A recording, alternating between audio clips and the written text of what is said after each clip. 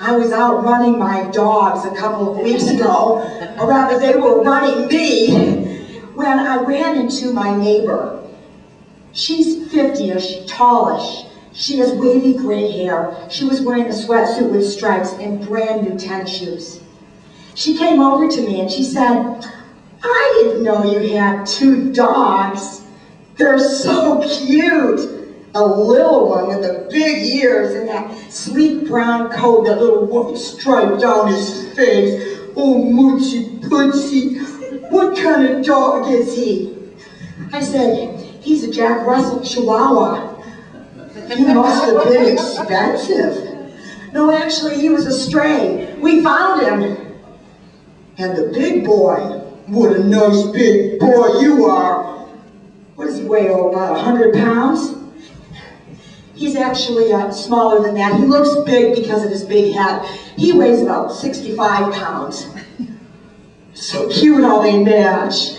Both with their nice brown coats and their white heads. So cute. And she started petting my big dog.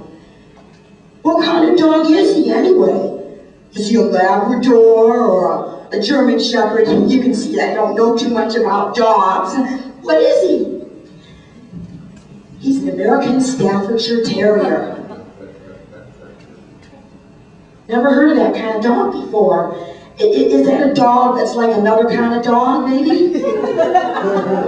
Well, he's in the same family as the American Bulldog and the Pit Bull Terrier. Oh my God! Did you say Pit Bull? Ah!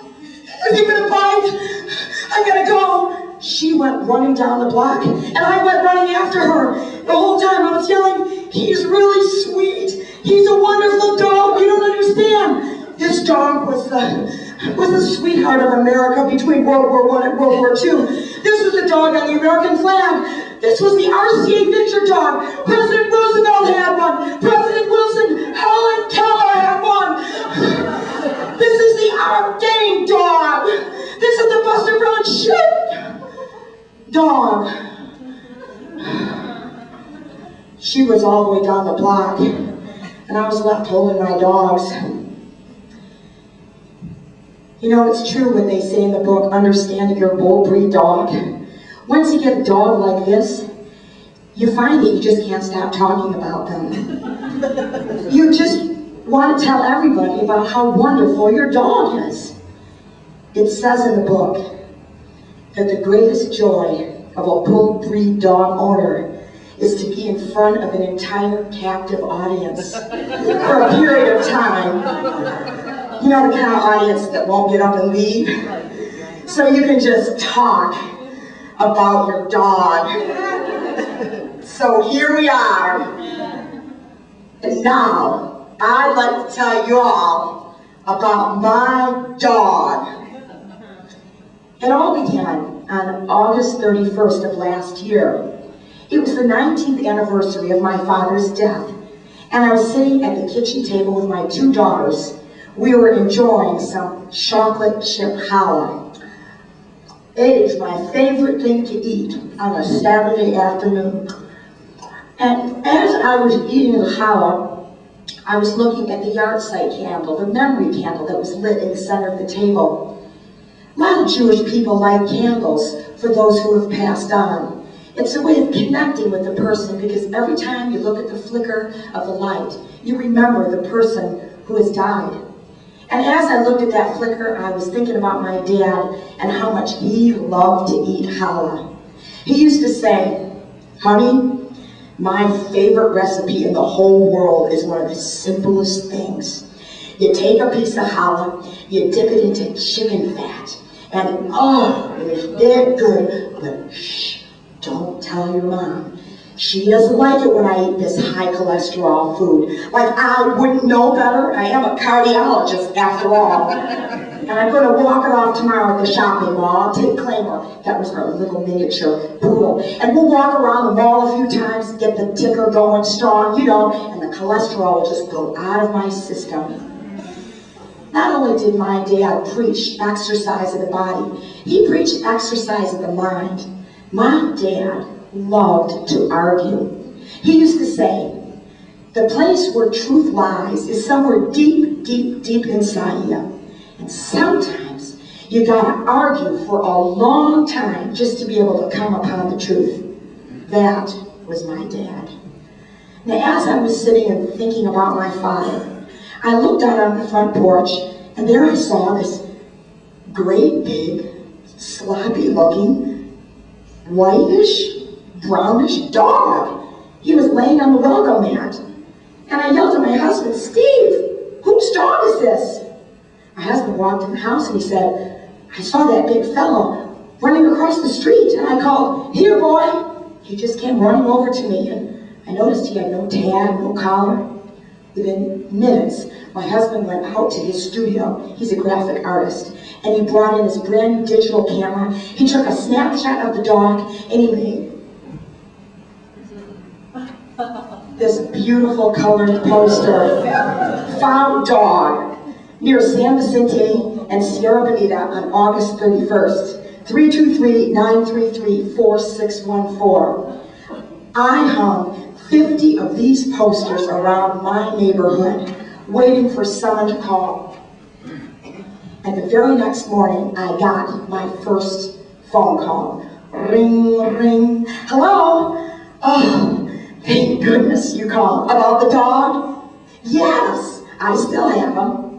The woman on the other line said that she had met a man 2 days ago that said he lost his dog. He was the nicest guy, 20-ish, Korean, mentally disabled. She said that she was going to go to every group home within a mile radius to see if she could find him. He was such a sweet man, and he was so torn up about having lost his dog. And the way he described the dog looked just like that poster. That is so kind of you. Really nice of you. So you'll call at the end of the day and let me know how things are. Okay, you're going to really see if you can find the gentleman. Okay, bye-bye. Clink.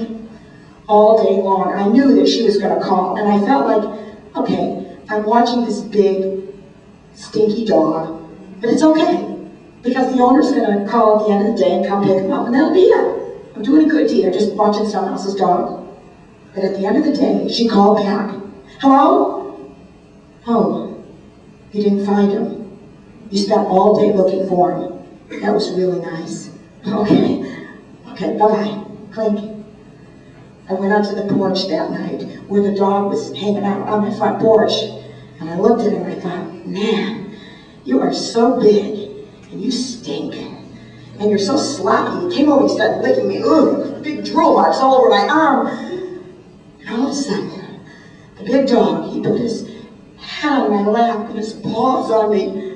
And I could have swore he started talking. I want to be Pooch. I want to be your dog. Oh no, I'm losing it now. Nice boy. Okay, good night. I went into the house, and the next day, my husband decided to take the dog for a walk around the neighborhood to see if someone recognized him. He borrowed a leash and a collar from our next door neighbor. They have 3 big dogs of their own. And my husband set off to find the owner.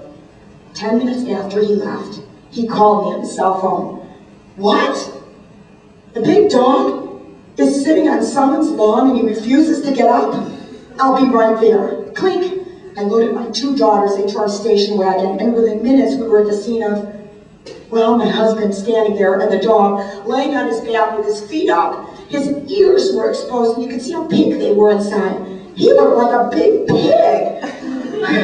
We picked up the big dog and put him in the back of the station wagon, and then we headed for home. And as I was driving, suddenly my 2 daughters, they shrieked from the back seat.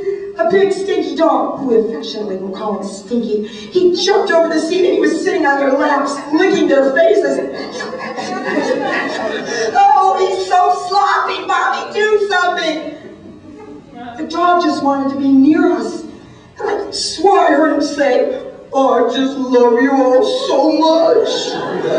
And I love that dog biscuit you gave me last night. Oh, please, make me your dog.